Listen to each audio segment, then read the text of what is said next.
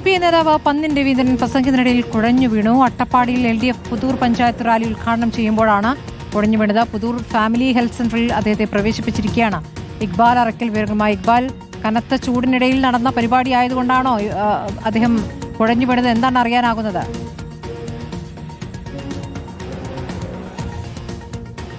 സ്മൃതി, ഇന്ന് രാവിലെ 10 മണിയോട് കൂടിയാണ് CPIയുടെ മുതിർന്ന നേതാവായിട്ടുള്ള പന്നിൻ രവീന്ദ്രൻ മണ്ണാർക്കാട്ടേക്ക് എത്തുന്നത്. അട്ടപ്പാടിയിൽ മണ്ണാർക്കാട് മണ്ഡലത്തിലെ LDF സ്ഥാനാർത്ഥിയായിട്ടുള്ള മൻസിൽ അബൂബക്കറിന്റെ തെരഞ്ഞെടുപ്പ് പരിപാടികളിൽ പങ്കെടുക്കാനായിരുന്നു അദ്ദേഹം അട്ടപ്പാടിയിലേക്ക് എത്തിയത്. 11 മണിയോടുകൂടി പുതൂരിൽ വെച്ച LDFന്റെ തെരഞ്ഞെടുപ്പ് റാലി ഉദ്ഘാടനം ചെയ്ത് സംസാരിക്കുകയായിരുന്നു. ഇതിനിടയിൽ പെട്ടെന്ന് ശാരീരിക ബുദ്ധിമുട്ടുകൾ അനുഭവപ്പെടുന്നു. പെട്ടെന്ന് തന്നെ തളർച്ച വന്ന് അദ്ദേഹം ഇരിക്കുകയായിരുന്നു. ഉടൻ തന്നെ കൂടെ ഉണ്ടായിരുന്ന മറ്റ് LDF നേതാക്കൾ ചേർന്ന് പുതൂരിലെ കുടുംബാരോഗ്യ കേന്ദ്രത്തിലേക്കാണ് പന്നിൻ രവീന്ദ്രനെ മാറ്റിയത്. നിലവിൽ ആരോഗ്യ പ്രശ്നങ്ങൾ ഇല്ല, പെട്ടെന്നൊരു തളർച്ച സംഭവിച്ചതാണ് എന്നുള്ളതാണ് ഡോക്ടർമാരിൽ നിന്നും ലഭ്യമായിട്ടുള്ള വിവരം. ഏതായാലും ഡോക്ടർമാർ അദ്ദേഹത്തിന് ചികിത്സ നൽകുകയാണ്. ഇന്ന് വൈകിട്ട് ഗൂളിക്കടവ് വെച്ചുകൂടി ഇന്ന് പന്നിൻ രവീന്ദ്രൻ പങ്കെടുക്കുന്ന മറ്റൊരു പരിപാടി കൂടി ഉണ്ടായിരുന്നു. ഏതായാലും ഇത്തരത്തിൽ ശാരീരിക ബുദ്ധിമുട്ടുകൾ ഉള്ളതുകൊണ്ട് തന്നെ ഗൂളിക്കടവിലെ പരിപാടിയിൽ പന്നിൻ രവീന്ദ്രൻ എത്തില്ല എന്നുള്ളതാണ് നിലവിൽ മനസ്സിലാക്കാൻ വേണ്ടി സാധിച്ചിട്ടുള്ളത്.